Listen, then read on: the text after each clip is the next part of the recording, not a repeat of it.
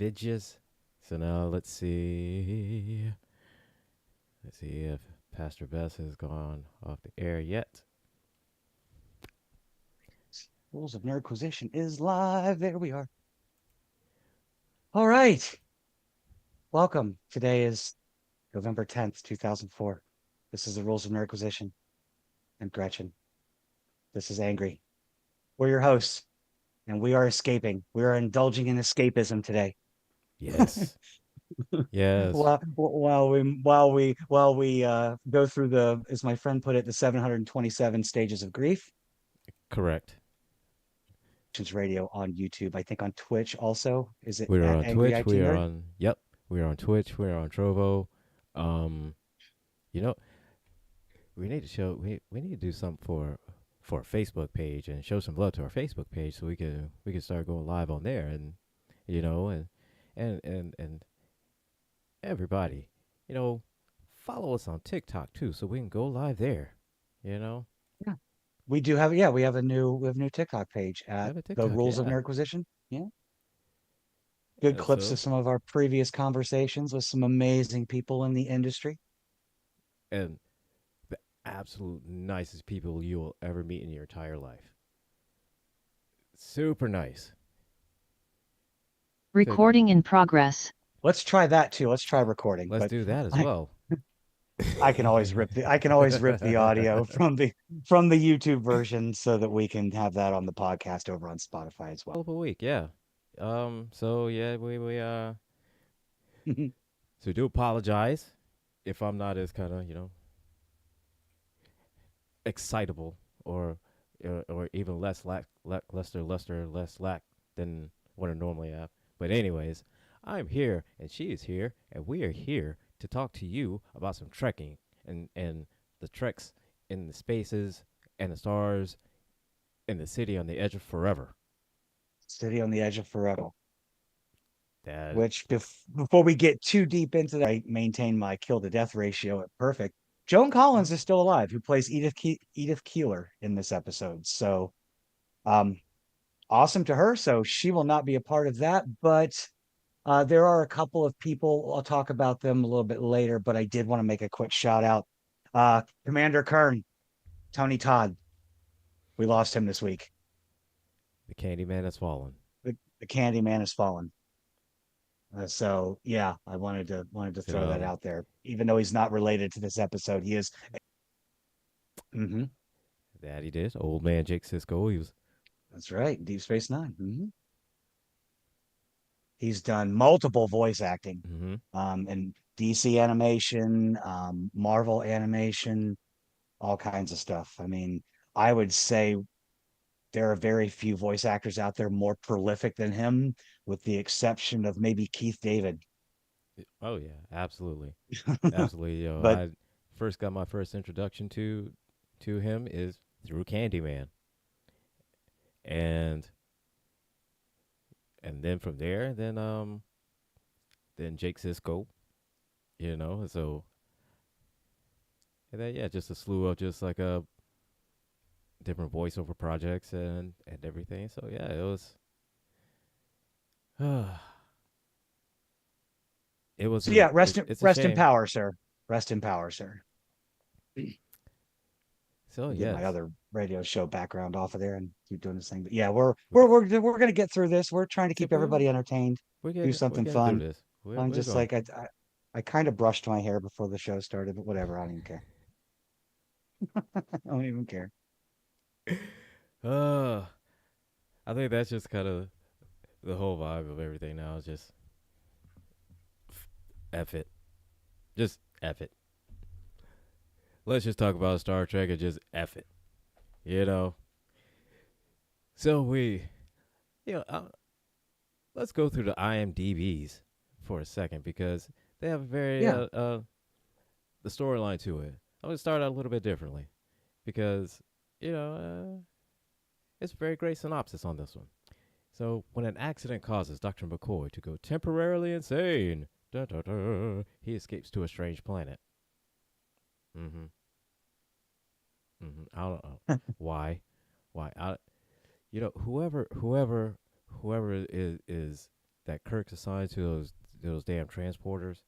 You know, they need to do a better job. That's all I got to say. They need to do a better job.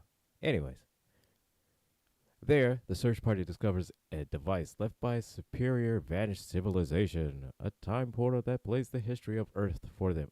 Why Earth? Why only Earth? Right?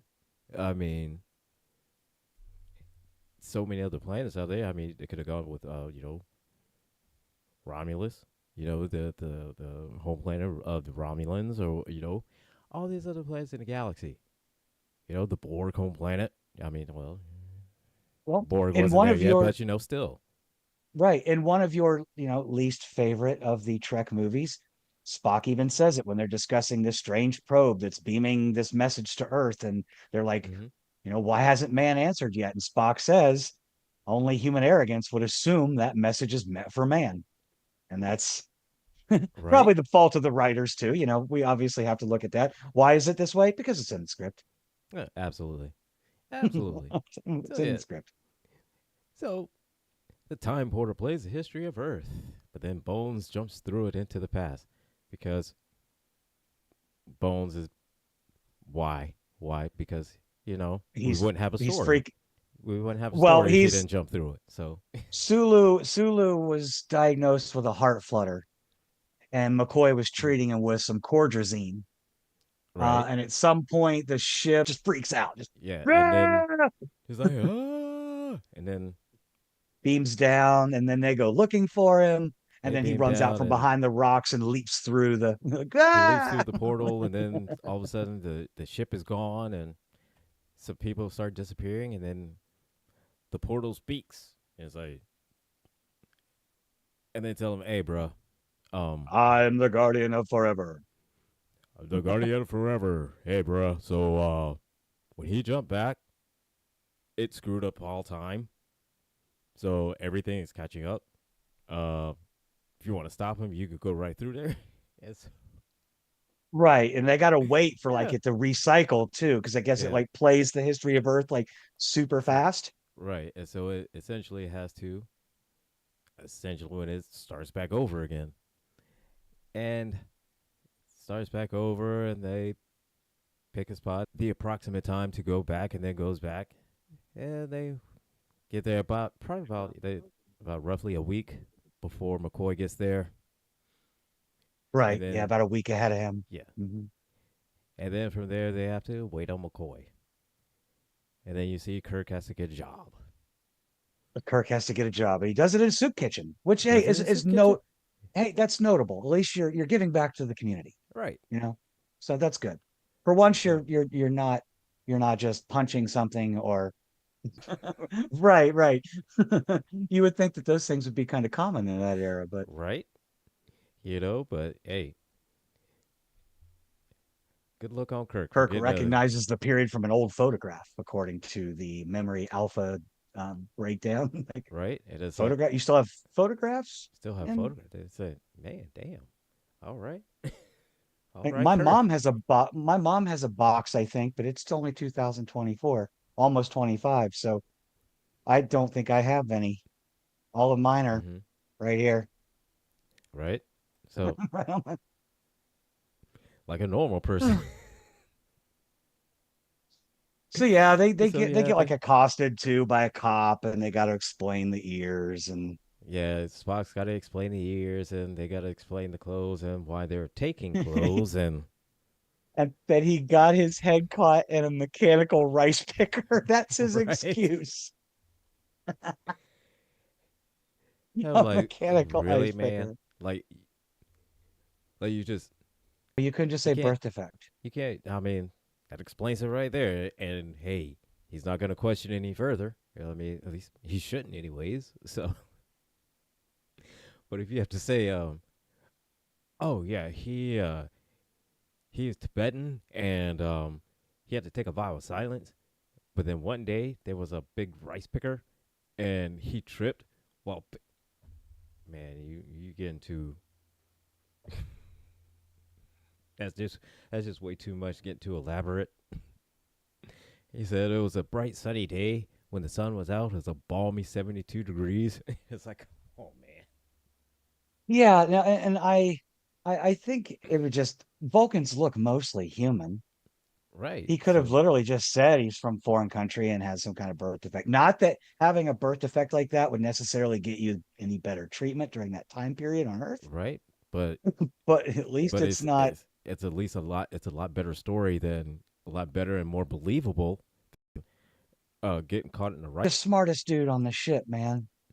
Like I mean, even you had to know Spock. I mean, birth defect would have been a better way to go.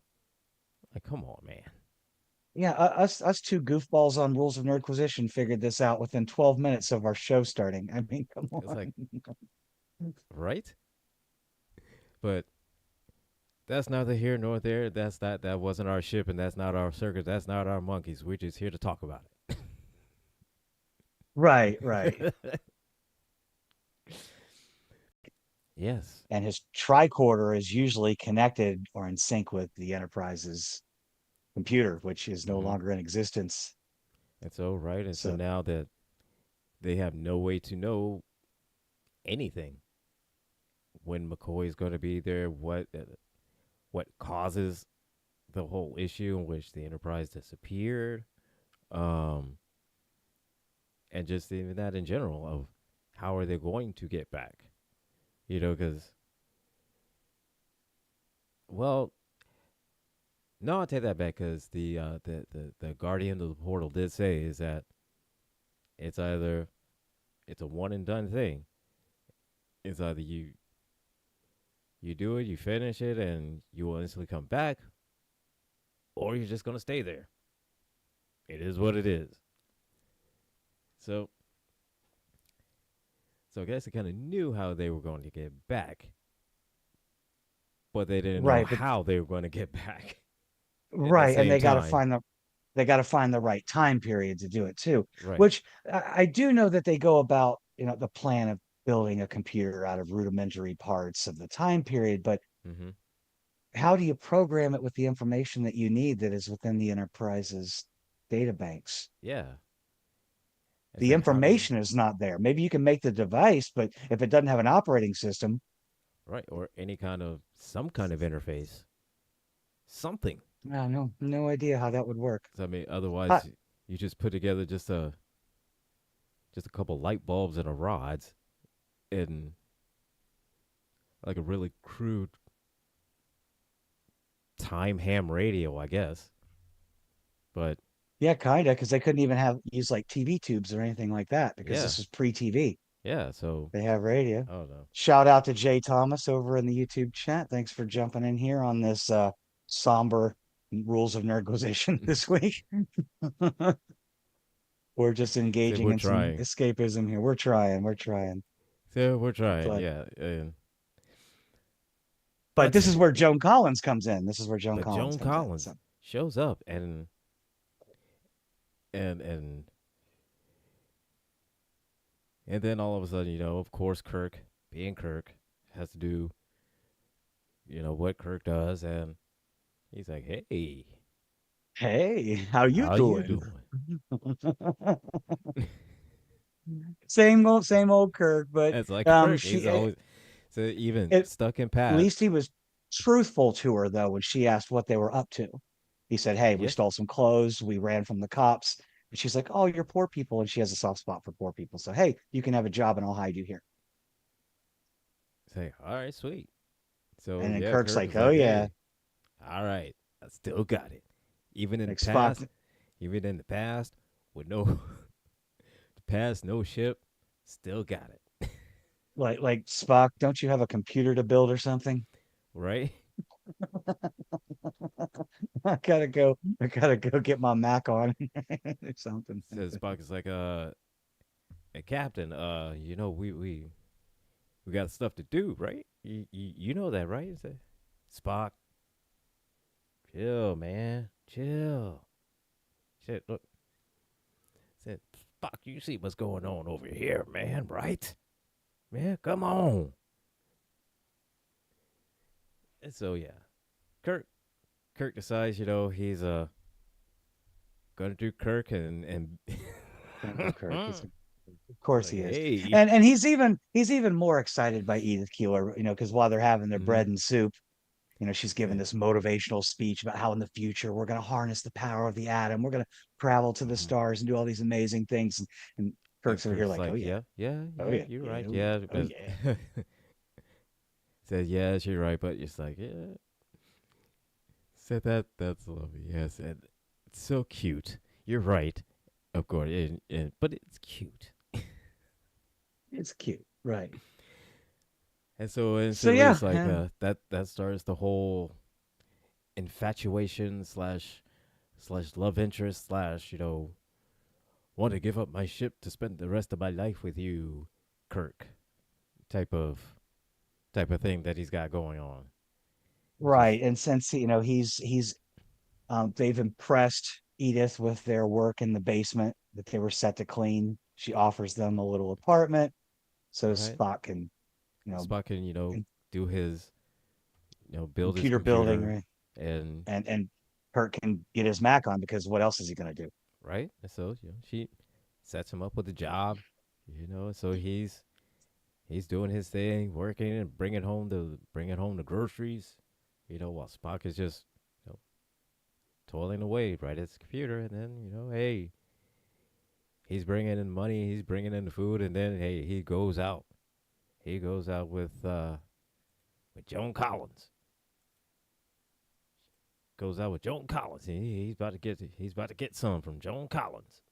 He is, and Spock does something obviously out of necessity, but very outside of Spock's Mm. normal Just moral boundaries. While Kirk is out wooing Edith, he snatches mhm. some tools and uses his Yes, sensitive Vulcan ears to open up the combination and steal the tools. And of course, yes, of course. And so Spock Edith finds out, and and oh man, Kirk's game is on the line now. said, yeah. And so he's like, said, Spock, man, what you doing, man? What you doing? Hey, I need this tool. I needed a tool. And apparently, I guess Spock didn't know how to ask. Um, apparently, he's not used to asking. So yeah, he just said, by the time I'll be done, I'll just put it right back. Nobody will know. That didn't quite work out. That's not gonna work out too well for you, man. So you can't be doing that, Spock.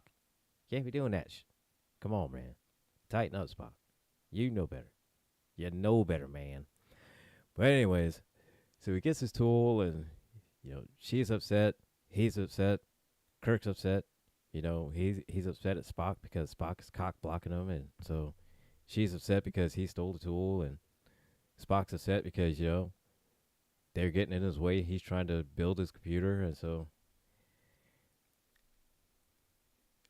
So yeah, Kirk, so he's like, "I'll just walk you home. We'll leave. yeah, We'll leave the thief here." Even though we'll leave Spock here. He's he got does the talk her down. tool. He's got the tool. He says he will bring it back, and known him for years. He's trustworthy in that sense. He will bring it back. Right. So eventually she calms down enough to where she'll allow Kirk to walk her home. They get to going back and forth and everything like that, and so she starts telling him about all of the plans that she thinks about, with the peace summits and going to the stars and being able to travel, moon and Mars and all the places in between and going to the galaxies and yada yada yada. And of course, Kirk is like, I'm gonna get in them pants. I'm getting it. I'm getting it. I'm He getting he in. already knows. Yeah, he I'm getting knows. them. He's like, I'm getting in them 'cause she, pants. she's completely enamored at this point with all the Mm-hmm. stories and promise and hope that he's telling her about of the future of the world and that sort of stuff. But you know, Yeah. And so, no good deed goes unpunished, of course. right. And So, but to his credit though, Spock finishes up, returns the tool, and so they fire up his time computer, and it burns out, causes a fire. but not before he learns some very important information. Correct. So knowing that that the E- whole thing starts because of Edith dying. Was she So supposed to die when she's supposed to die versus she doesn't die. because McCoy saves her? And that's what sort of screws Yeah, everything up in the end. Even though he's not there yet, he hasn't arrived yet. They're still doing but they're this. still doing it. Yes.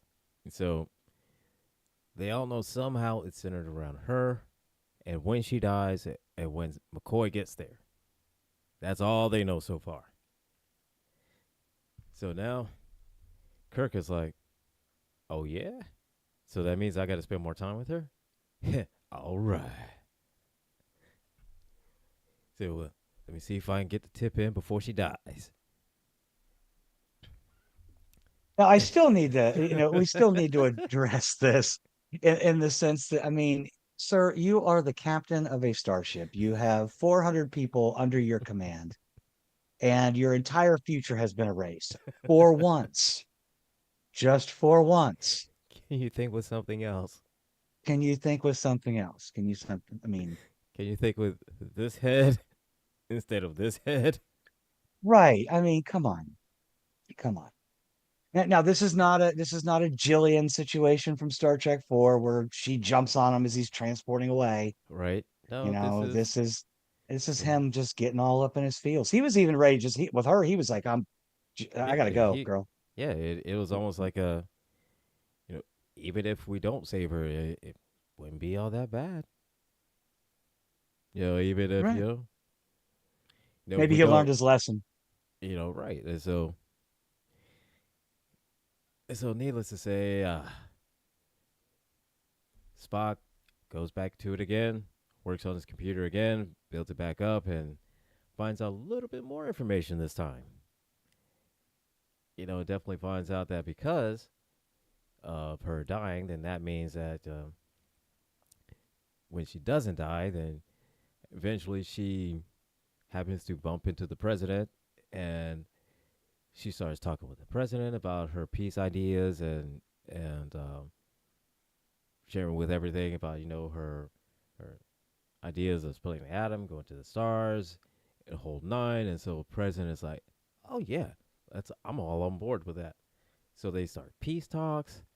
Germany instead of the United States, you know, uh, developing the atom bomb. Instead, that goes to Hmm. Germany, and then Germany bombs the shit out of the U.S.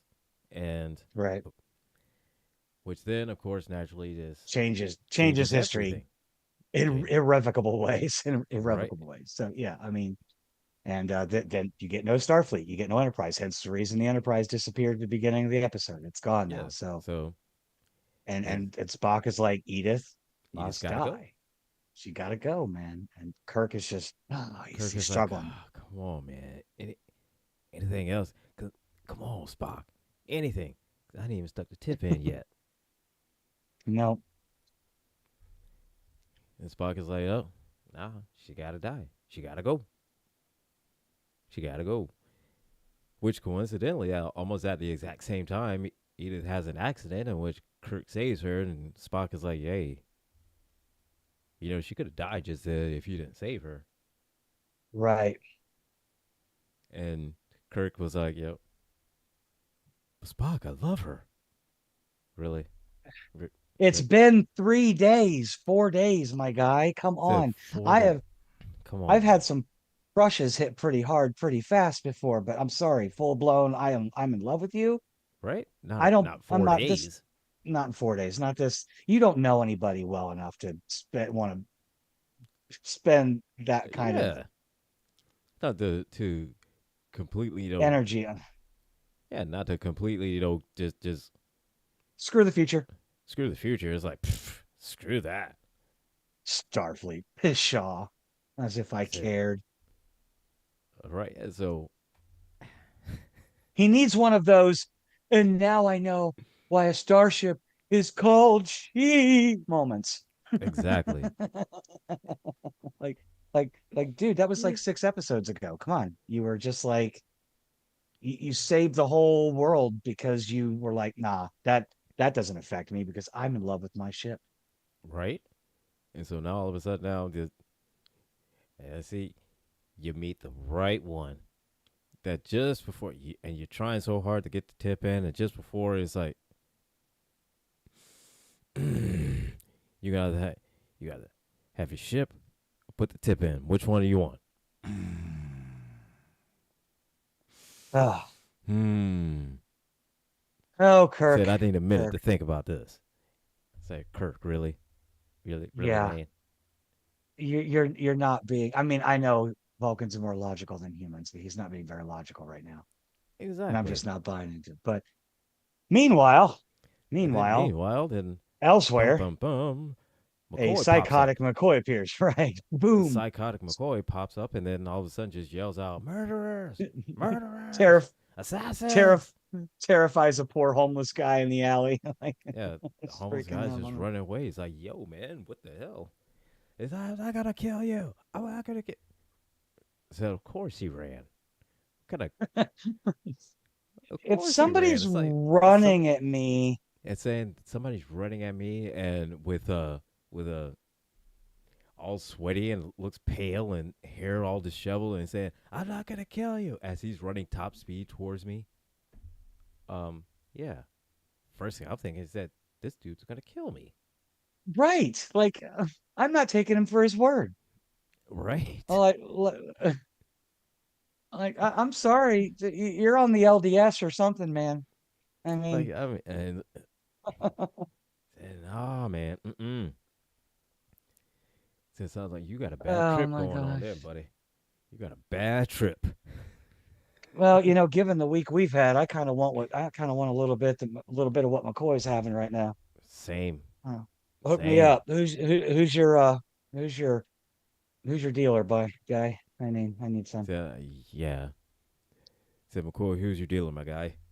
I need to know. Right. So yeah, we got McCoy here So now, and McCoy's he's there, freaking and out, and said, yeah, he's freaking out, and so he's, I won't kill you, murderers, assassins. I won't kill you. I tried to save you. Really, really. Mm. but So, Edith finds him. but Edith Edith finds him. finds him. You know, after he's knocked himself out, worn himself out of the whole. I will kill you. I will kill you. So Yeah, he's a or she's a bleeding heart, so she doesn't. She's the only one that yes, believes him when he's like, "I'm not gonna kill you." She's the only one. So she's the only one that's like, okay, like the like, hell. step into my parlor, gentlemen. Like, It's like what the hell. oh So boy. Edith being Edith, you know, she gets him a good, you know, some place to sleep. You know, some Yep, place to hides him sleep in so the she back can room. hides him somewhere so he can sleep it off. And though he sleeps it off, he wakes up, and then of course, essentially him being him, the doctor being a doctor, he's got to analyze everything analytically instead of just realizing that yo, I just pumped myself up full of a whole lot of dope, and I have no Uh, clue what the hell happened. I have no idea where I am or what is happening at this moment, but yeah, for Yeah, some reason or another, they managed to like avoid each other for a few days. Like Spock and yeah, Kirk don't run into McCoy. They're just kind of doing their own things in the background. Spock's got his computer back up and running again, yeah. and Trying he's to, getting all that. yeah. He's now that they know that it's about her, they know kind of why it's her. So now they have to figure out when, you know exactly what day. And that's where the kind of the issue is. And so yeah, they've been there for a couple days. McCoy's been there for a couple days, kind of sleeping it all off. And McCoy, being McCoy, he starts to analyze everything analytically. He says that, well, I must be dead, or either this, or I'm that, and da da da da da. So And Edie he's is like, talking in ways that's freaking her out too. She's like, "Wow, you don't talk like people yeah, and around she's like, here. you I talk know like this a, guy. I know this guy. He talks like you. You want to So meet him?" And he famously says, I'm a doctor, not a psychologist. It's like Another one of so his a McCoyisms. McCoyism. Yes, and McCoyism. so McCoy, of course, being McCoy, and he's like, well, let me thank you. Let me do something to thank you for everything you've done for me. And so then she decides, she gets him a job. Well, she's going to get him a job. She's going to, you know, put some feelers out in the city and get him a job. But right when she does that, she runs into Kirk. Kirk and Spock are Kirk and Spock. outside, right? They're walking down the street doing their thing. They're doing a thing. They're getting ready to kind of see if they can find McCoy. And then, he runs into Oh, her and is that when she has the accident on the stairs, and that's when Spock catches her, right? Or not that was Spock. after. Oh, it was Oh, that after. was that Okay, was before. Yeah. Um. that was Just one of before. those Just things that before. happened, right? Just before McCoy got there. And then, of course, naturally she helps out McCoy, and then and she runs into Kirk, and Kirk is and she's saying that, hey, where you guys going? We Spock has got this experiment. We're gonna go do that. Where are you going? I'm going to try to find a job for McCoy. And he's like, McCoy, wait, no, Dr. McCoy, yeah. And then Kirk is like, Spock, we found him. We found him. He's here. So he goes over where Yeah, Spock is, but apparently they were living in the same goddamn building and never ran into each right. other. Because Kirk tells Edith to stay on that side of the street, and he Says runs stay over on that side of to the street. They Spock. Yeah, run up to the same right. side, and then all of a sudden, McCoy comes out. McCoy comes out at the same time. It's like you you three were Family in the same. reunion! So Yay! you three were in the same damn building. Are you Right. Didn't even pass each other on the stairs, you right? know? She almost died on the stairs, but they didn't even pass each other on the stairs. But they're all super excited to see each other and happy and all And that stuff. And so Edith does exactly what Kirk tells her not to do. is to go right to them. So of course now she's walking across the street, just completely oblivious to everything that's happening around her. Just does not, and again, does not even look twice before crossing the street. Perhaps maybe I this is guess long before that. ca- cars are still newish. You Right, I know, I mean, guess. they're not new, but new-ish, I guess. They've been around for So 20 years or something like that. And I don't know how well that why, but anyway, she doesn't Kirk look twice. tries to, yeah, Kirk tries to, So McCoy tries to run out to save her, but then Kirk holds her, and then Kirk holds McCoy, stopping him from doing it. It's like, Jim, you know what you did? Yeah. And then of course yeah. Spock goes, he knows, he knows. I love how on Memory Alpha it's got the picture of Kirk, like he's all distraught with his hand up against the wall. The caption is Kirk's great loss. The person you met 4 days ago. Like if I met someone 4 days ago and they died today, I would, yeah. I'd be If I sad, liked yeah, but them, I mean, be I like, oh, that wouldn't, sucks, man. right? But a great loss, I don't know the person well enough yet. Yeah, I mean, I could I don't know him after 4 days enough to say, oh, it's a great loss like that. I mean, it's I can sad, showcase empathy on a human level, but this is not my wife of 47 years passing right? away in front of me. You Right? know, I mean, that's a very different thing. So But, right, you but I know, mean, it had to be done, had to be done, and we have to save the universe. but I think the main thing that Kirk just was about Kirk is that just he didn't have a chance to put the tip in first. I think he would have been all right. He may have been all right with the loss if he's able just to get one really good night. One really good night. Uh, I think he would have been all right. I think it. I think in that sense, they probably just did that, like you said, to give Kirk something to do in that story. Uh, Yeah, because he couldn't really build the computer, but at the same time, you do have to have. It is still one of my favorite episodes. So, but yeah, oh they yeah, they it is. emerge back. They emerge back from the Guardian of Forever, uh, conveniently Yeah. enough, in their Star Trek uniforms, or Starfleet uniforms again. So right, I mean, like, how does that happen? But anyways, really great episode. I liked it as, one of my favorites, and I like that the whole butterfly effect of everything. It's just that this one person that you don't ever think that this one random person would have such an impact on the future. Right, exactly. Which is that's a very interesting thing to consider there because Yeah, and you would she think was that. not a historical figure. It's not like in, Yeah, say, First Contact, when they go back in time, they're like, oh my God, the Borg are trying to disrupt First Contact, yeah. you know? It's not like And they. Zefram Cochrane, who's a major historical figure. Yeah, they're not. Essentially, they're not meeting like a Zephyr Cochrane. They'd be meeting like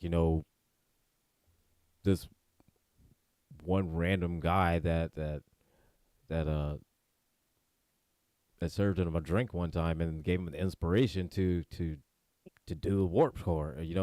Build a warp core. Right, You know, right. It was a nobody, essentially. It was like essentially a nobody who, just essentially nobody that just had to go to work that day. And if he didn't have to go to work that day, then it never would have happened. It just and it was essentially. But with her, it was just like she was just a random lady, just a random lady that just had just an idea about the future, and she just happened to bump into the right person at the right time. absolutely. And Because usually in these time travel scenarios, it's like a reverse thing. Like we need to go back and, again, like the Borg, they're going back to kill a significant figure who is responsible for changing the future in positive ways, yeah, versus allowing somebody to die whose continued life would affect the future in negative ways. right, So, and yeah, we all know that Germany winning the war would have been a horrible thing. exactly, yeah. So it's definitely kind of it seems like it may have been like a part of an inspiration for Quantum Leap, just simply because of Mm-hmm. putting something back the way that originally happened. Yeah, even though it sucks and it's a horrible thing that they had to essentially let her die, but her death is the only way that essentially would save their lives. So it kind of puts you in that really big moral dilemma of, you know, you let her live and she has great ideas about the future and about peace, and it does happen, but it happens at the wrong time. Roddenberry Yeah. actually ranked this episode as one of his 10 favorites of the original series. So Yeah. that's Yeah. something to keep So in that's mind there. so yeah, that definitely means something. Because just simply put, it makes you think and it raises up a whole slew of questions as to this whatever random person you may walk by, in Target, or you may walk by, in Lowe's or Home Depot, or in Walmart, or whatever the case may be. This one random person that you don't ever think anything about could be the one person that would be could either to save the world or end it.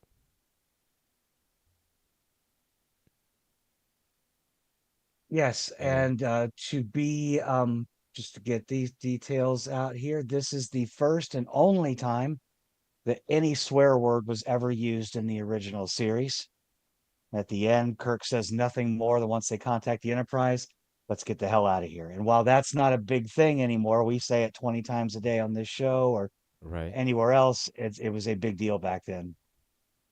Another first for Star Trek to kind of really get that out there and solidify the serious tone of this episode.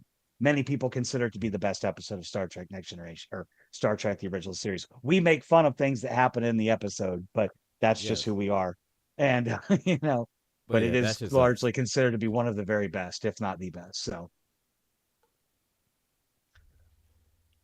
just Yeah. a couple of throwouts though. There was an actor, John Harmon, passed away August 6, 1985. He played Rodent. He was one of the people in Edith Keeler's Mission. So Okay. just wanted to get that out there. Again, I couldn't use Joan Collins because she's still alive, but we get somebody. I think it's safe to say that at least every episode of TOS is going to have somebody who's passed away. I'm going. Yeah. Not really doing anything that's super difficult right now to get my kill to death ratio and keeping it 100%. So it's it's like Well, usually with it's like if TOS, you trip, you're going to hit the ground. I mean, it's 100% guaranteed. right? If you Yeah. fall down, you're going to hit the ground. So, uh, but but yeah. John Winston was also in this episode, who would later go on to portray Commander Kyle, the transporter chief in Star Trek II: The Wrath of Khan. So he has a Okay. couple of different but in this episode, he also Mm. portrayed Lieutenant Kyle. So we can see Lieutenant Kyle came back later on in the series and actually has been promoted. Oh. Um, Well. All right. All right. Lieutenant working we get hard off screen. working hard off screen. So yeah, that's pretty cool. And he was part of interesting thing about him is that he was part of the Star Trek New Voyages. It was like that fan based Mm. continuation of Star Trek Online. Yeah. Yeah. Yeah. So Yeah. he was Okay. involved with that too. So he's obviously very much um in it for the love of Trek. So Nice. John Nice. Winston, Yeah. 19 September 2019 at the age of 91, which incidentally is the same age as Joan Collins today, who is still active, still listed as an active actor. Wow. So Wow. And she's gonna, right. I guess, keep doing it till she dies. I guess. I mean, that's she's gonna be. I guess be like I guess like Betty White, just doing it till she can't do it anymore. Literally. Literally. And while we're on the substance, you've invoked the great name, the great one, Betty White. Yes. The world has Yes. Yes. gone to Yes. absolute shit since she passed away. That is correct. Was that not the catalyst for all of this? Yes. I mean, Shit. Yes. Everything went to shit as soon as she left us. Ah. But it's what's funny? interesting that I'm sorry, Oh, go I ahead. was about to say is that it was funny is that it is that hell was such a controversial word, back then, and just kind of the language that now is because during the '80s, the biggest thing it was a big controversy of saying hell or damn, and then Mm-hmm. in the '90s it became shit, and then now And now shit, after ass, damn, hell, everything but the F word. And even then, on certain late night TV, you can get away with one. yeah, well, I know Comedy Central after 11 o'clock, it's f bombs all night, so that's where we're at now. from from the controversial hell into which now it's just everyday vernacular now. So Which brings me to my next point, and the next topic of discussion here, which again, I don't know what it is about our shows and how they sync up with modern events. mm-hmm. Um, in this episode, one of the themes that Kirk and Edith Keeler talked about was the potential for this wondrous future, this great future where everything's going to be, all these things we're going to do. Yeah. And right now, we're talking about how over the years it's become more and more acceptable to use more and more swear words on TV, while we also stand 4 days removed 4 or 5 days removed from the possibility of a complete regression of Right. that kind of society. I mean, Yes. are we going to, this Puritan movement, this get rid of everything that's not Jesus and white and all of and masculine and whatever, we're supposed to be moving forward. Yeah. I, And it just it, how are we moving forward when we don't have the freedom to do all of these things, to express ourselves, to to love who and what we want to love, you know? And if we only thing that we can do is just God and Trump, God and Trump, God and Trump. It's like, no, I can't do that. I can't do that.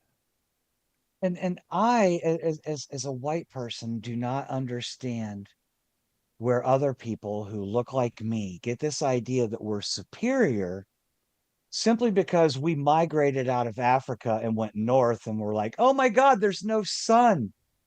So over time, the Hmm. melanin drained away from our, evolved out of our skin because we needed more sun. Because apparently humans plus sun equals good. That's a good thing. And when we moved to the land of no sun and evolved, or at least, I'm not necessarily evolved, just adapted in a way, I'd say in the span of human history, this would be a minor evolutionary adaptation versus a major evolution.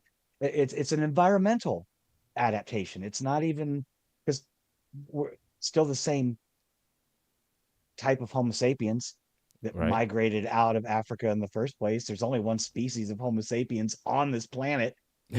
Race is a construct we've created. Um, Yeah. so but it's no different than, like, you look at Sherpas who live in like Nepal and Pakistan, live up in the mountains, or the Inuit people. What's their evolutionary adaptation? Well, they have larger hearts because they live in low oxygen or cold environments. I Hmm. saw this episode of this is an interview, I even think, once, or maybe it was on Discovery. This dude was in northern Alaska interviewing some Inuit people, and he was going through the process of how the Inuit people build igloos. Okay. This guy, this newscaster takes off, he's a white dude. He takes off his mask and his gloves and they put him on a thermal camera. And you can literally watch within minutes the color draining from his fingertips, from his face, the Oh extremities, man. ears. And you're Yeah. watching it. Yeah. This Inuit guy has got like some pullback mittens on with his fingers exposed and his hood down. And he's like generating heat because their hearts are like 10-15% larger than people that live in warmer climates. Okay. So his So heart's just over yeah. there like boom, boom. It's a furnace just pumping, Yeah. keeping him warm. And the poor white guy is like slowly freezing to death right before our eyes. And that is saying Oh something man. that people of lighter complexions are still more predicated towards colder environments where there is less sun, because that is why we look like that. No other reason. We were not ordained by some mysterious heavenly figure. I'm sorry to break it to you all. There's nothing fancy and special and superior about us. It's just because of where we lived for many, many years. So Yeah. But sorry to rain on your parade. I can't say it. I'm still going to be nice during our time slot, and I'm sure that we'll get nasty enough tonight on the Villains View at 9 p.m. Eastern time. So that'll be fun. yes, But that's going to be a lot of fun. that'll be a lot of fun. There's gonna be a lot of rage, I'm sure. A lot of rage. But And I again, see. back to Star Trek. This is a good episode. I did like it. We're That was one some fun. episode away. So looks like we have some comments on our YouTube. not on GCPR YouTube, but on our YouTube. Oh, we do. Yes, Are we also broadcasting on Rules of Nerdquisition? yes, Yes, we are. yes, we are. I did not. I was watching the other one. Well, the Oh, yeah, Jay Thomas. Looks like she bounced back and forth between both of them. Yeah, we're in both places. But hi, Jay Thomas. Yeah, we all have potty mouths, girl. All of us.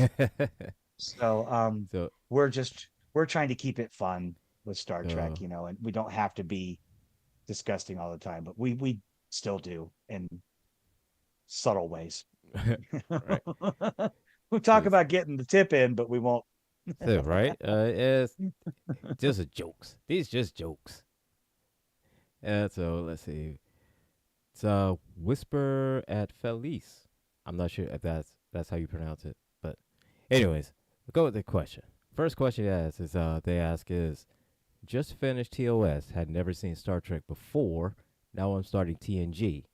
Would you recommend that everyone starts with TOS who hasn't seen Star Trek? You want to take that one first Um, or not? I've got an answer. well, I would say personally, myself personally, you could just to get yourself familiar with some of the characters because they will be mentioned in other spin-off series. I myself personally started with TNG, and it wasn't until later on I would see episodes of TOS, and of course, the movies and everything like that to get myself caught up and familiar with the characters because they were mentioned, throughout TNG and DS9 and everything. But I started off with TNG, and um, and so it had me hooked. So that was me. That was my experience, and so I started out with that, and so I would definitely recommend, um, for someone like me, either So you didn't TNG, even Voyager, did you not see DS9. any of the movies before you started with TNG? No, Interesting. no, Right. there So you was had no TN. exposure. No, it was because all the things I had heard of through pop culture of beam me up, Scotty. You know, I'm a doctor, not a bricklayer. I all these things I would hear these things, but I never saw them. But it wasn't until TNG, and then that was my first exposure to Star Trek. Actually seeing Star Trek, and then the which is embarrassing. The first Star Trek movie I saw was Save the Whales, and then I got myself caught up to it. But yeah, that's my experience, and um, but I would say any series you could start off with, and yeah, you would definitely enjoy it. But I would just say, if you wanted to watch any other series, just kind of get yourself familiar with other characters that are mentioned, or even whatever series you start out with seeing, uh, characters from other spinoffs come in. Yeah, but it each one of these series they're their own standalone series, but it's all tied into the whole Star Trek universe. So I know it's a kind of cop out answer, but yeah, any one of them really you could start off with, and you would enjoy it. You could. Mm. I agree with that. Now, my obviously my experience was very much different. I mean, neither of us were alive while TOS was on the air. It was canceled before both of us were born. Yeah. In 1969. So after 2 and 3/4 seasons, 2.5 seasons. Mm-hmm. I grew up with it, watching it with my dad in syndication. My dad was into, as we talked about with like Tom McClare and other episodes. My dad watched all those old shows, Yeah. Lost in Space, Space 1999, Star Trek. So I had that exposure growing up. I saw all the movies in order as they came out. And by the time TNG hit the air, I was anticipating it. I was like, yes, more Star Mm-hmm. Trek. So Mine was different, whereas Gilbert's kind of going in and thinking, wow, this is something new. Let's check it out. I'm like, oh, I know Star Trek. Here it comes. But I agree with Gilbert. You can start with TNG. Are there certain episodes of TOS that I think would benefit you for some of the lore and backstory? Absolutely. But even people who have never watched Star Trek know who Kirk and Spock and Scotty is. They've heard "Beam Me Up, Scotty" and "He's dead, Jim." They've heard all these idioms and cliches before, so it's not something that's necessary. But for great stories, I say this all the time: TNG, Voyager, and DS9, they are the big three. TOS may be the beginning and may be beloved by all, but those are the big three. I mean, that is my opinion is Star Trek's golden era. Yeah. So Now, don't get me those wrong. three series, Don't perfect. don't get me wrong. I love the new stuff. Discovery, Picard, Strange New Worlds. I love those. But just I agree with Gretchen is that Deep Space Nine, Voyager, and TNG. That was the golden era. So Where did this question come from again? that was from the Rules of Nerdquisition YouTube channel, Oh, really? as in our No. comment section. And next question is, let's see. Since you mentioned Vulcans are more logical. I really found it illogical for them to fight to the death in uh was it episode 1 season 2 or and sacrifice their best fighter for a bride. Oh, you talk about I guess um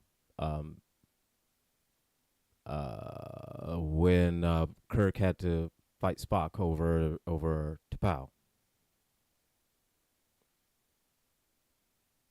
But again, that's I Vulcan get it. marital society because Mhm. her her her logical thinking was that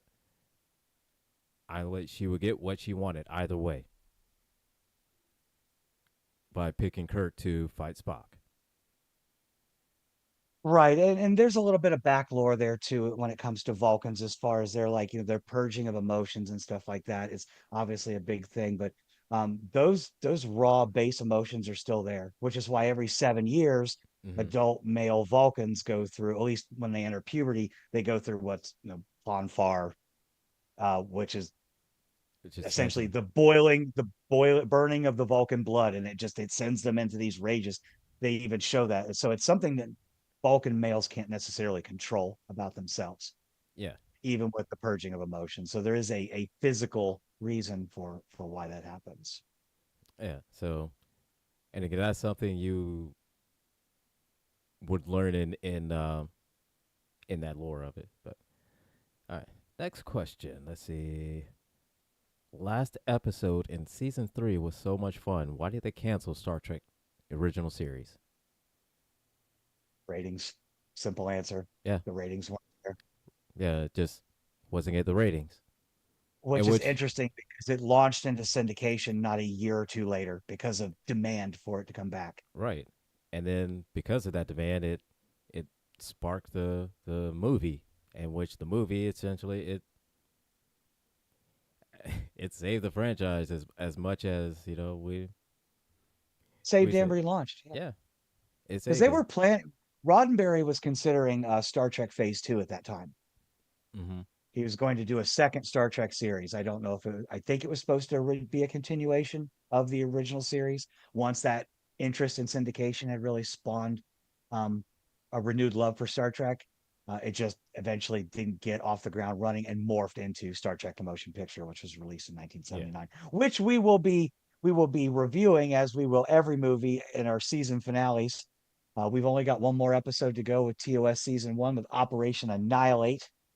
That'll be next Sunday. yeah. And then the following week, I don't know if we're going to do another love letter episode before the season finale or not. We haven't discussed that yet, but we will conclude season one of Rules of Nerdquisition with a review of Star Trek: The Motion Picture, All and right. Yep. that should be fun. Can't wait for that one. Let's see. The next question. I think it may be more for me than it would be for you. Let's see. Do you enjoy TNG more having finished TOS? rather than forcing yourself to watch TOS compared to having finished the newer TNG. So I guess saying which one do you like more, TOS or TNG? I personally, TNG. um, Can't lie about it. I'm not gonna say I Sorry. like one better than the other. You know, That's I, yeah. I I, mean, that's a good way to put it. yeah, It's it they're different. They're both good in different ways. You know, so TOS for its time yeah, was excellent. yes, because TNG for its time was excellent. right, So, and even though I got to be honest here, I think TNG more than either Voyager or, you know, TNG more, Voyager to a lesser degree, Deep Space Nine not so much. Deep Space Nine hit the ground running, in my opinion. mm-hmm, They were just like, we figured out. TNG suffered the first couple seasons. yeah. I think It well, was it was a bit rough it to was get rough. It through was the first couple seasons. kind of getting their footing. It seemed like to me, kind of getting their Mhm. footing to um, distinguish itself from the the Trek original 2.0. series. So Yeah, trying from being Trek to make it 2.0. its own series, but yet still tie in with the original series. And so it took them a couple first couple seasons to kind of get that down, but once they did, yeah, it morphed into its own thing.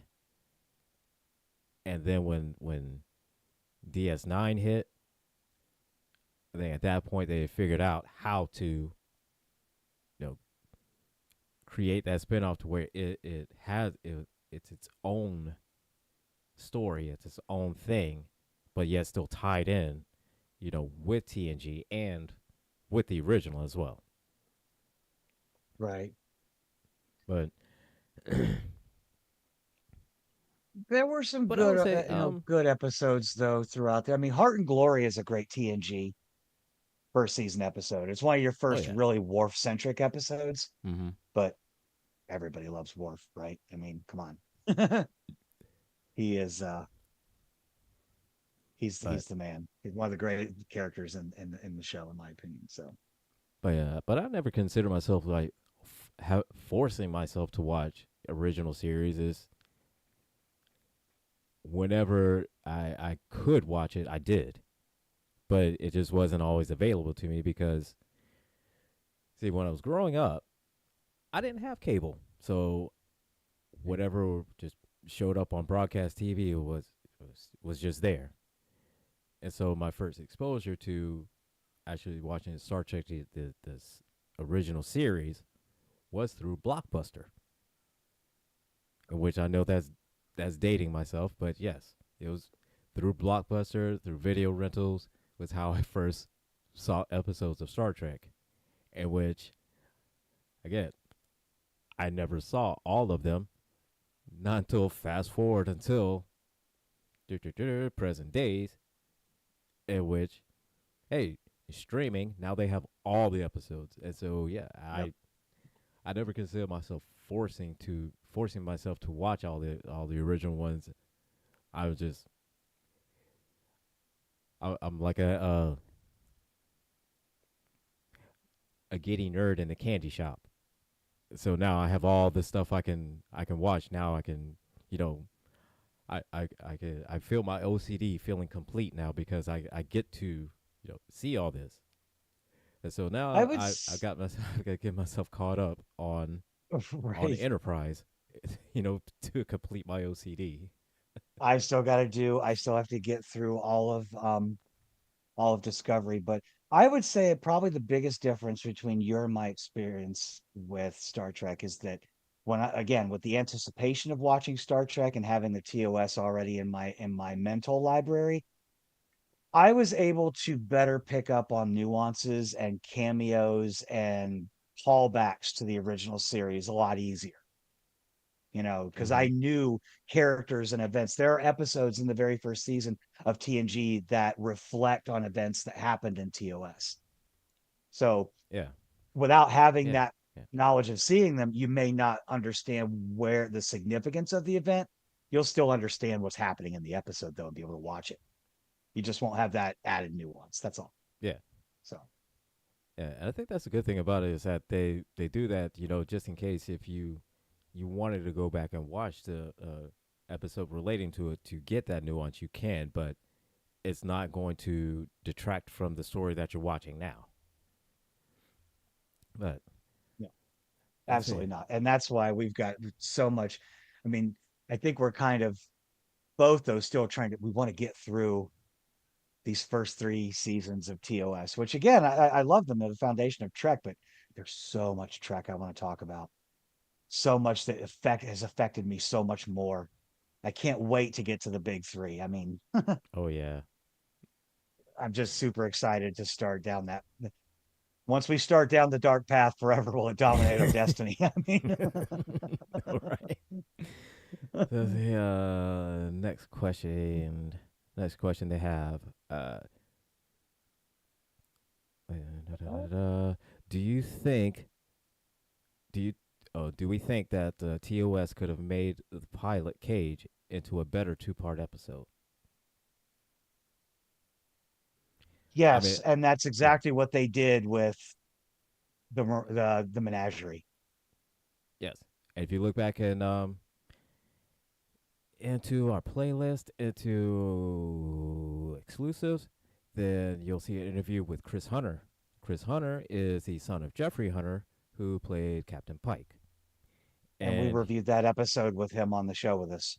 yes, and so he was telling us, you know, background information about Trek, how it was presented, and the involvement, his dad had with it,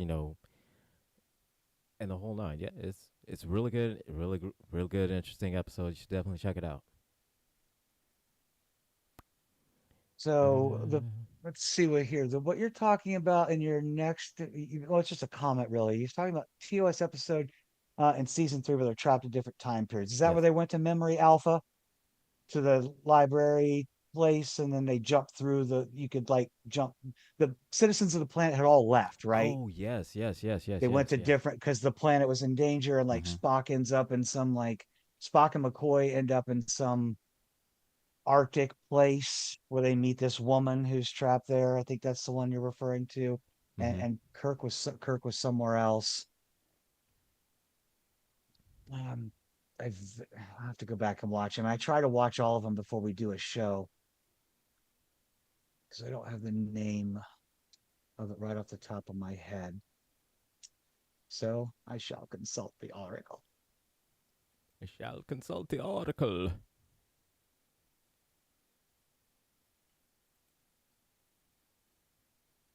Yeah, there's some good episodes in season three. All our Right?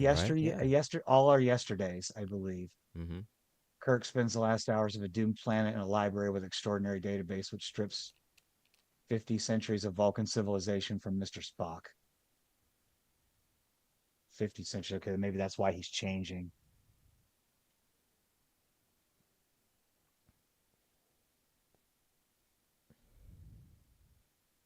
That was another Star Trek first, by the way, bringing up the Uhura kiss.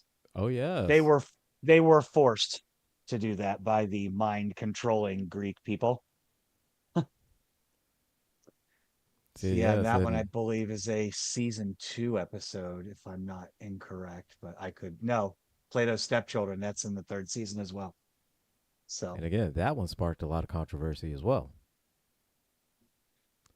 yeah, I want to do a little fast forward, take a look at what we can expect in season two of Rules and Nerdquisition. So yeah, as mentioned by a whisper of Felis, that yes, the very first episode is a mock time. That's then we get was it Changeling with Nomad. Remember Nomad? Oh man.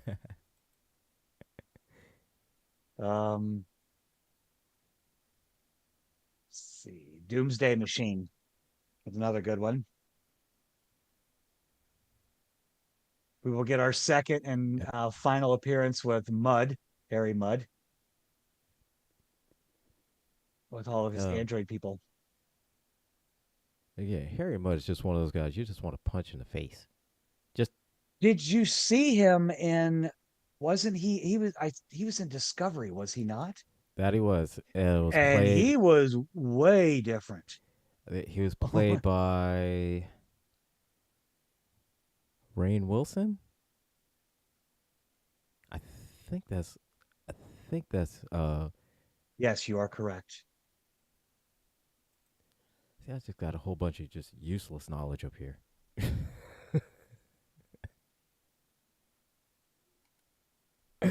Interesting. That's uh, good. Yeah, I'm glad you know that. But yeah, he was kind of vicious.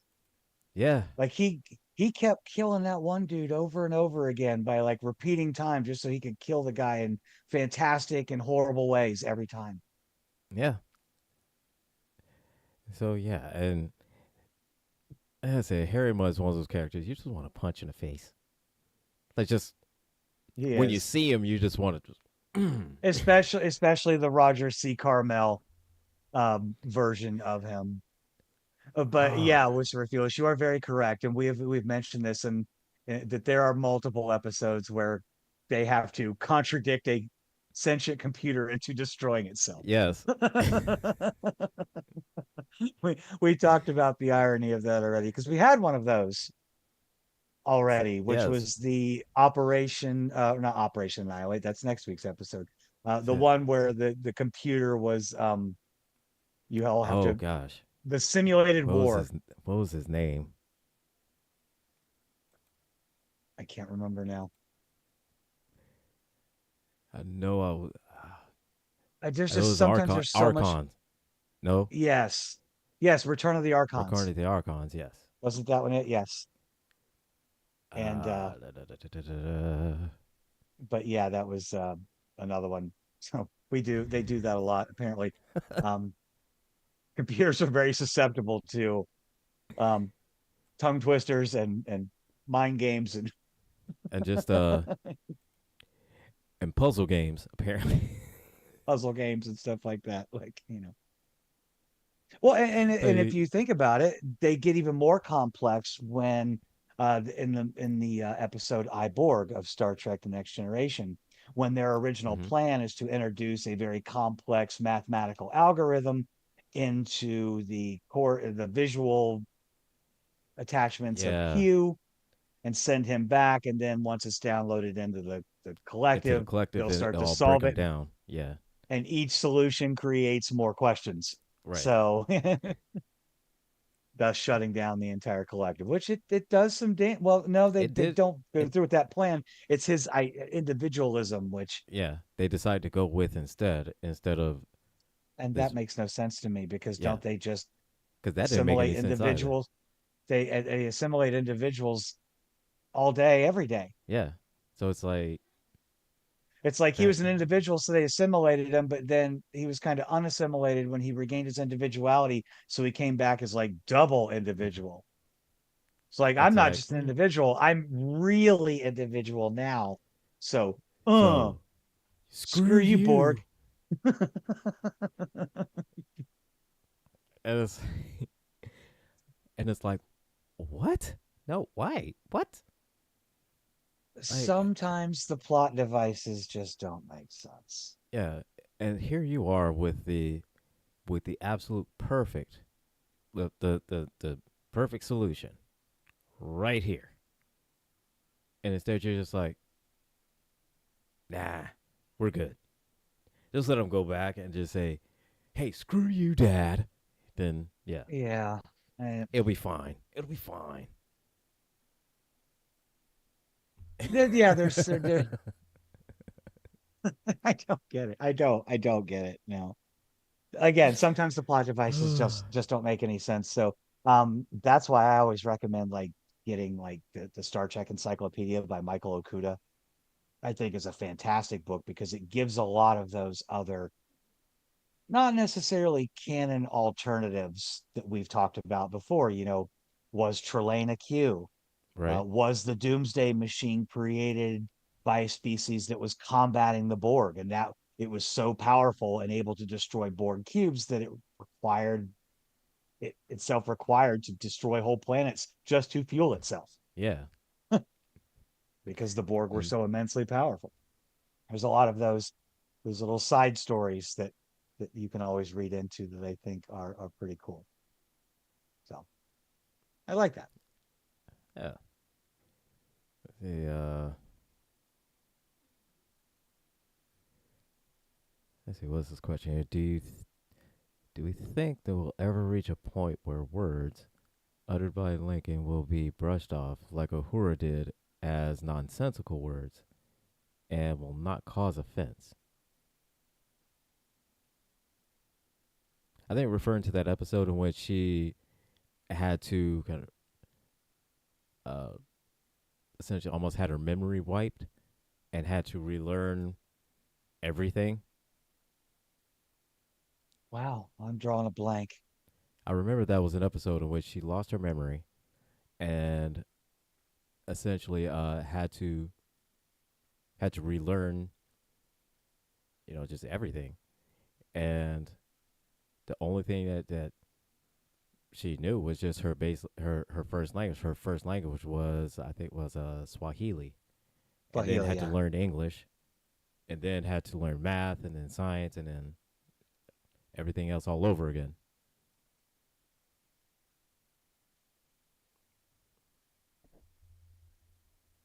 I'm looking it up because I don't.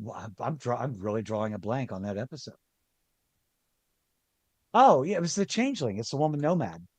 He wipes her mind. Okay, It yeah. wipes her mind. This unit's memory banks are empty.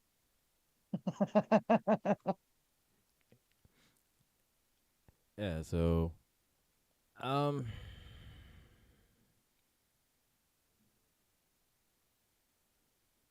oh, he said Lincoln said the N word to Uhura and she brushed it off because she said it Oh was an yeah. old nonsensical word that had a non-meaning today. Oh, okay. Now I know. Now Okay. I never. I remember that now. Yes. I Okay. okay. Now I got yes, I got On up the to speed Savage now. Curtain. Yeah.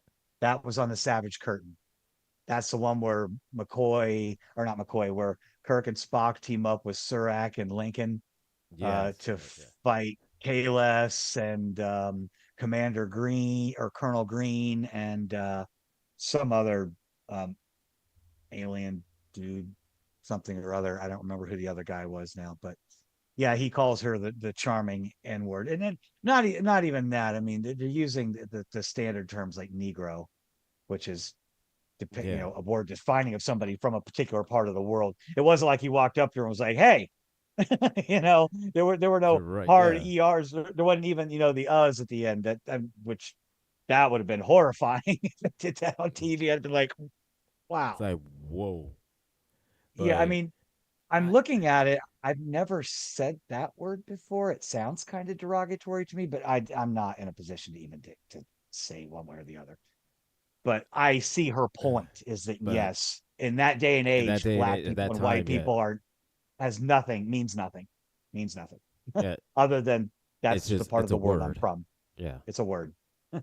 It's I'm tall, I'm short, I'm black, I'm white, whatever. Yeah. You know, Like, will it get to a point that they will in our, in our lifetime, probably not. mm, yeah, probably not. Not within our lifetime, especially not with the political climate of today. Not with the political climate. So I would say that using the N word as a slur, using the T slur, It's I don't think that those are going away anytime soon. So, yeah. um, as long as there's somebody Hmm. around who looks down on other people, that is a mass global evolution that needs to take place. A mass Yeah. maturation of the planet that is long away. Long, long, We've long. s- we've said this, but the best way to get humans all together, we honestly need aliens to attack. Ozymandias had the right idea. Mhm. Ozymandias had the right idea in the Watchmen, because Give us a unifying cause. to give us all something to fight against. That's it. Right. Dr. Manhattan is making everyone believe Dr. Manhattan is responsible for destroying how many, what was it? Millions and It's a millions of people. millions, probably billions. Was it? I don't remember I the don't know, exact but all I know number. is It's been that a while since I yeah. read Watchmen, but yeah. And that does make the whole planet hate him. Aliens, Hmm. Ozyman, one singular person that is so absolutely. We thought we had that, but apparently not. Right? I thought we had that one person who who was we could all get behind and be like, they are genuinely awful. Don't you agree? Yes, I agree, absolutely. Oh But yeah, no, yeah. Oh yeah. That guy sucks. the guy sucks bad. But apparently he's not the worst. And that in itself is terrifying. Right. That is Uh, terrifying. So but oh yeah, my goodness. you're So right. And especially in the way that he says it seems kind of weird. But I don't know the way they talked during Lincoln's time. I'm not really no, I mean, familiar with. I have no idea either. So I have no clue. I mean, it's not like there was. It's not like there were any kind of recording. No, I mean Like you could go and read books like Tom Sawyer or Huckleberry Finn, right. especially Huckleberry Finn, because between Huck's relationship with Jim, Mm-hmm. you get a lot of that lingo of the time period, which is ridiculous that they're banning that book um, in a lot of schools because it was very accurate representation. Certainly, Samuel Clemens never meant to say it in a derogatory way. This is the time frame in which he lived, Mm-hmm. and he was Yeah. reflecting it. So, but yeah, there are no radio recordings back then or anything like that. We're still it take Huckleberry Finn took place in the 1830s, 1840s. You're Right. still you're still 80 So I years mean, before Spock built his miraculous computer in Edith Keeler's right. upstairs apartment. So, I mean, it's not like you can't. There's no 4K videos anywhere or anything like that. So it's like, but but no, not in our lifetime. sadly, it just like we talked about at the end of the review portion of this episode. It's like Star Trek is supposed to give us this hope. The whole episode was about giving us hope for what's going to happen in the future, protecting that future, building that future that is so bright. And here we are thinking we're moving forward so many years, and then we just come to a screeching halt. And as much as we tried to muster this hope and for a better future, we lost everything. Like we lost, Yeah. oh my God, a unified government under one of the worst people to ever walk this planet. Yeah. Can only laugh so I It's don't cry. oh my So god. I don't know, but we will keep doing what we do. Again, this episode for us was a little bit off because like we're still in shock. I think, like we Yeah, said, we've we're all gone through still the 727 stages of grief: disbelief, disappointment, anger, rage, defiance, resilience, despair, hopelessness. We felt it all. so we're going through it. We are going We're through the going through ringer. it. But I'm But still excited the fact that we have managed to get through almost a complete season of this show. yeah, 30 plus episodes in, 30 plus episodes, still going strong. We season got some. finale on the cusp. So we need to start getting up off our asses and send some emails out and Yes. get some more guests back in because Mhm. um I know Steve Warnack. Steve, I know you're listening. If you better be listening, Steve. If not, We hope so. man, because Steve needs to come back. We need to talk a little bit more Helios. So we got to do that. Yeah, we Um, should get a Helios update. So maybe we should reach out to him. Maybe he'd like to come on for the season 2 season premiere because we're calling them seasons only because we're aligning them up with the seasons of Star Trek. We will not be yeah. taking a break. At least we No, we're haven't not planned taking. on it. No, Not we're gonna planning on do it. season. We're gonna do the season finale review of Motion Picture, and next week will be season 2, episode 1, Yeah. So yeah, and we will keep going because this is what we do to keep our sanity and just have fun and talk about nerdy stuff. So that's the only thing we could do. So yeah. let's reach out to Steve. Let's So reach we out. reached out to There's some other Steve. people involved as well that we wanted to get on the show Yeah. that we're talking about coming on. So let's talk to them and maybe we can get some nice announcements and some people on here. Yeah, it's better know.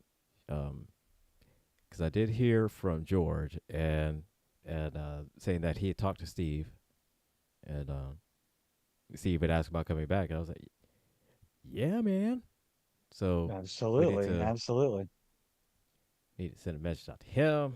So Steve, you need to come back here. If not, we will be highly disappointed if you do not come back here and talk to us about Helios because we need we need to know about Helios. We need some deets.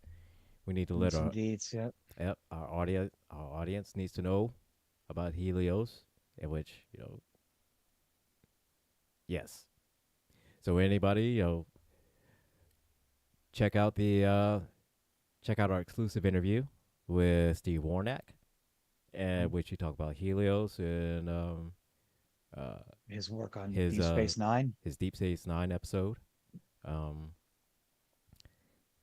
Great interview, super nice guy, and yeah, and Steve, we need to have you back.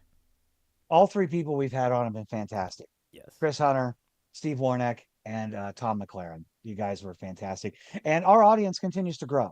So I mean, we're on multiple platforms now, Mm-hmm. live on the radio every week. So we do have a set time slot now, and we're getting more exposure. We've got a YouTube or not YouTube, I'm sorry, a TikTok page now at the Rules of Nerdquisition. And Angry over here has been diligently posting some of our coolest clips, from Yes. interviews past. So check those out. Those are very awesome, and we hope to continue to spread the word further and just get out there and talk about the things we like to talk about. So yeah, definitely check out all our videos and stuff like that. Our love letter videos, those are really good. Those are some good ones where we talk about just different subjects, Different genres, different different genres, series. different series, everything like that. And so yeah, we got more of those coming out. Of course, not just like how Gretchen said. We got the radio show, the live streams, and everything we're going through with those. And yeah, get some more guests You can in. catch our live recordings if Mm-hmm. you missed it, or missed the live broadcast.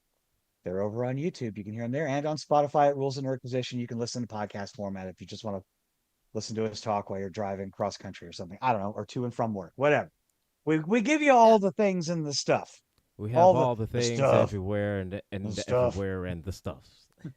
Right. And maybe after Operation Annihilate, maybe we'll do another love letter in between that and the season finale review of Motion Picture. I want to do some real research for that one. I'm going to do an in-depth review of that movie. I think we owe that to Yeah, our listeners and our viewers and stuff like that. I am definitely going to hold off on the Darth Vader love letter episode. The timing just seems off. yeah, and I've still yeah, got Obi-Wan's words ringing in my head right now. This is Master Obi-Wan Kenobi. I regret to report glory that the Jedi Order and the Republic have have fallen. fallen. I'm gonna hold off on that for a while. I'm not even wearing my ring, so it just I need to find something positive to do a love letter episode on. I wanted to do some other sci-fi movies, that we love. Because what was we were talking about? I don't know if it was I think it was on Sound of Coffee with Thomas this past week. He brought up how Dennis Quaid is turning out to be as crazy as Randy Quaid, or was that on Villains View last? I can't remember. That was Sound of Coffee. Sound of Coffee. Yeah, Because it sucks so bad because something that didn't come. Enemy Mine is one of my favorite, like, obscure sci-fi movies. same. I love that movie.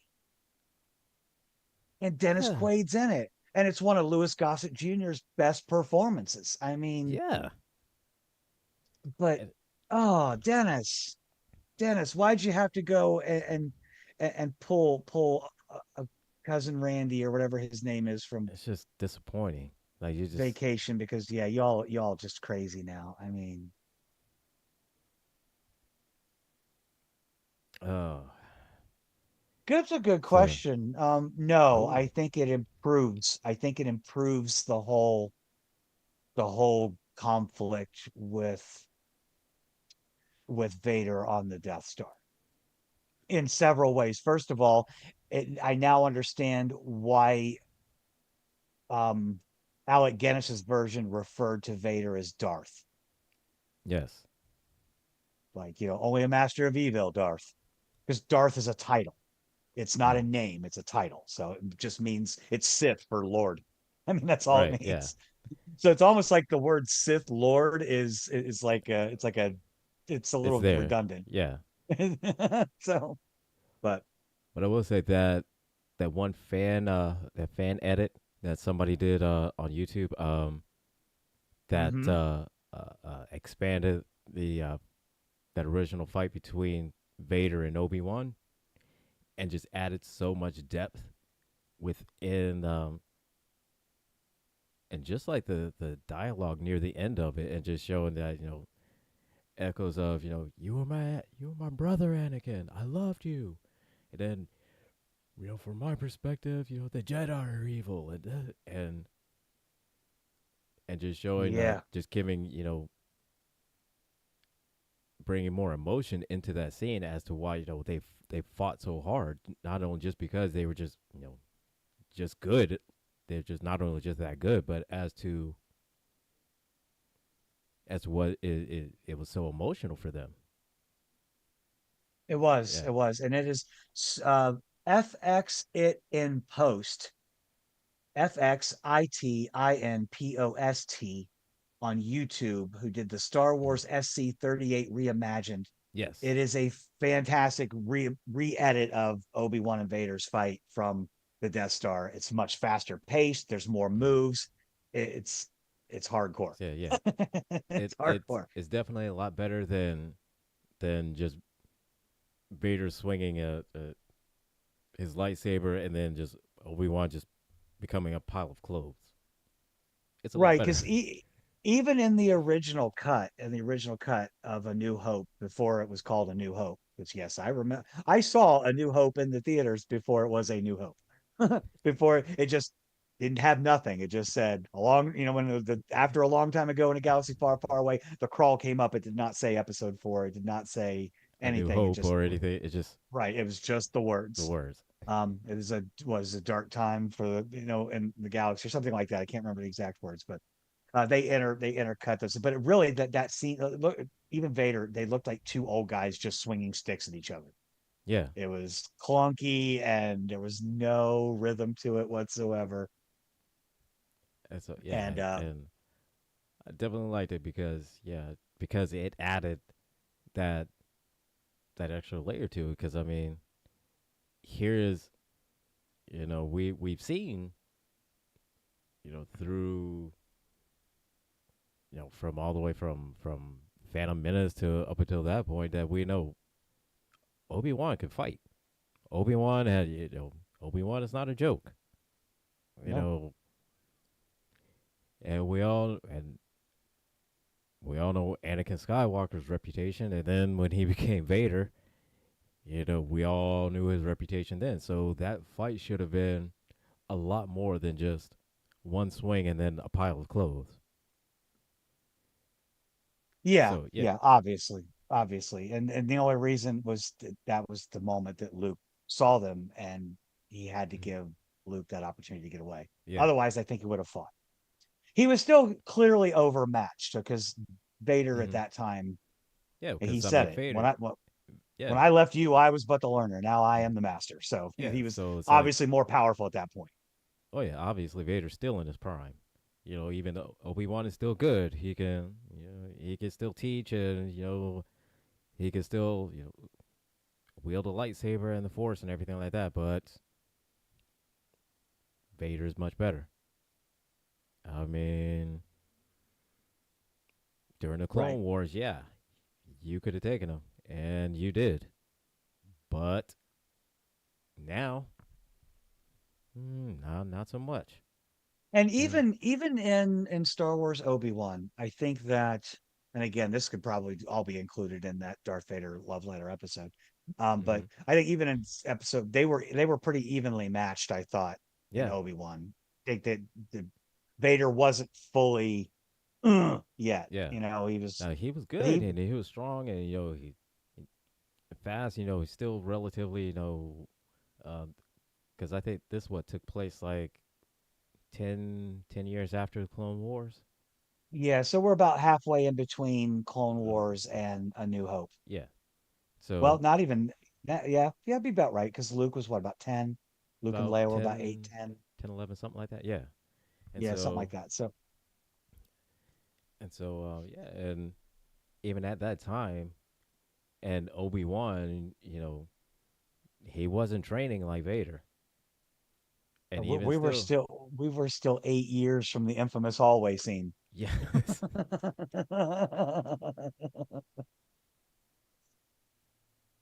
Which, while I think Obi-Wan did a great job of doing it, that was the first time on screen that I think since the original series, the original movies, hmm that Darth Vader was truly terrifying on yes, screen. Truly terrifying. yeah, because then Didn't you say a saw word. Didn't say a word. no, because the only thing you just heard was just the breathing. It just, and then And then wall, wall, wall, wall, and yeah, people screaming. yeah, and even So then, yeah, so yeah, they were still evenly matched, and that was when Obi Wan hasn't been training for years and only just picked up his lightsaber for like a month or two ago, something like that. Within I get then the time frame period of the show, and he was still able to kind of be matched evenly with Vader. So that kind of lets you know that Obi Wan he's not a joke.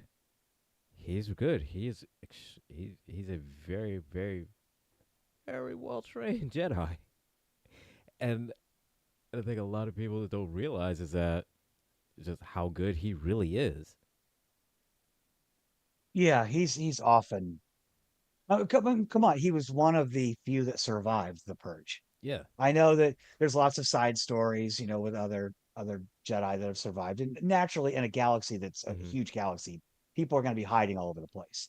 You're Right. not going to get rid of all of them, but Yeah. um, in fact, what was the game? Was it um, Apprentice? The one with Star Killer in it? There was one game in the very first level. It was you actually got to play Vader in the height of the Jedi Purge. The very first level was you Oh. hunting down some Jedi Mm. on, I think, Kashyyyk or something. I can't remember if that was the one with Sam I'm Witwer not who sure. played the apprentice. Oh, that was Jedi. No, was it Sith something? No, wait. Yeah, going to the Oracle. Yep.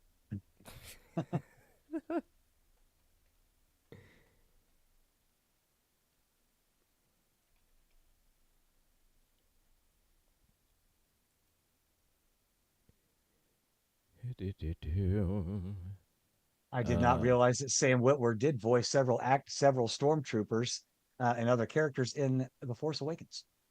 did he? Oh, I didn't know that. The Force Unleashed. Force Unleashed. Okay, That's what it was. and He was Vader's secret apprentice that Vader was trying to train to fulfill his designs to overthrow the Emperor. While in side fiction, specifically novels, Mara Jade was the Emperor's secret apprentice that he was training to take right.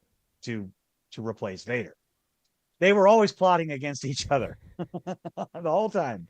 They're out here Yeah. Well, the working thing to is, conquer the galaxy while they plot yeah, against each other. So The thing is, I wouldn't blame the emperor because I mean, hey, here's this dude is like, hey, everything I've done, I've set all kinds of limits to him, and every one of those limits he's gotten past. So, I limit his robot body to where Hmm. he can only do but so much. He's gone past that. I've limited He his, supersedes that. I, I limit his, you know, um, his pain to where he has to feel pain, excruciating pain 24/7. He's gotten past that. It's like, well, goddamn, what the hell do I have to do to keep his He dude tried down? he, they tried to curtail him through the command ranks by putting Grand Moff Right? Tarkin above him. Yeah, still. So like th- through the at the purge and into A New Hope, Mm-hmm. he answered to Tarkin. After that, though, I mean, Emperor couldn't do anything else. Once Tarkin was destroyed, killed on the Death Star, Yeah, then there it's was like nothing. The you Emperor can't. could do nothing to hold Vader back anymore. He became the commander of the military. Yeah, so it's like the I don't I don't blame the emperor, but All doing this while you consider, again, I really got to do this episode sometime, this love letter episode, but all while doing this, knowing that Vader never reached his full potential because of his injuries. yeah, yeah, and Had he not been damaged and so wounded on Mustafar, he would have been unstoppable, mm-hmm. in my opinion. Oh yeah, Unstoppable. without a doubt, he would have been unstoppable. Just simply because that, and I think they kind of explored it a little bit in Clone Wars, in the animated show, is that he was supposed to be uh like some kind of like force, some kind of guardian of the force or something like that. Yeah, you're talking about when he met the was it the brother and the The sister? brother and the sister and the father, yeah, and he was Right, the supposed brother to and the be, sister and the father. Yep. yeah, Mhm. and which like the brother represented the dark side of the force, and the sister represented the light, and the father was like the balance between the two, and he's supposed to take place of all of them. Right, right. Yeah, Yeah, he was to just be like this collaboration of all three entities into one. yeah, I mean, his destiny was way his destiny, beyond. yeah, his And destiny who was supposed to be the and who force. messed who messed that up? Who screwed that up? Mm-hmm. Obi-Wan. Obi-Wan. Yeah, So don't you can't. so it's kind of like, yeah, you messed up everything by two arms and a leg. I'm a little I mean, two legs disappointed. and an arm. I'm a little disappointed, to be honest, in Yoda from Revenge of the Sith and his confrontation with Palpatine. That A little kind of bit. just he he fell down and crawled. A failed I have, and then just, dude, So you, don't be a quitter. what the hell, man? What? Like, I mean, come I on, would have. dude. I mean, hey, Qui Gon and Obi Wan, they may have lost, when it came to Darth Maul. There were breaks in the fight, but they kept on fighting. They kept on fighting. They kept on fighting. And that's another thing, maybe another love letter episode talking about just the differences between Force and the Force use between Jedi's and Sith, because there's some really interesting like non-canon expanded universe stuff, like questions like when Obi-Wan watched Qui-Gon get cut down by Darth Maul, Right? and that shield door opens and Obi-Wan charges into the room, and he was touching a little bit of dark side there, Yeah. Because I mean, it almost was to the point definitely that it blinded him, which is what caused that caused him to kind of get shoved get over the knocked. edge, and then Mm. he almost lost until he grabbed that one little piece that was there, and then he realized that, oh, let me calm down a little bit first, take a breath, and then he force flipped over. Yeah, so it's he did did tap in a little bit to the dark side once he saw that you know Qui Gon got Qui Gon got shoot right there. Yeah. It's interesting to look at the different comparisons because we see it again with Luke and his fight with Vader in the throne room. Mm-hmm. You will not turn, perhaps she will, never. And then he Yeah, kind of and you goes a see, little bit dark side, pounding on Vader, yeah, who and was then already not in the fight. He may have been taunting and being kind of a dick, but he was not in the fight. He yeah, wasn't into it. so no, he It's was like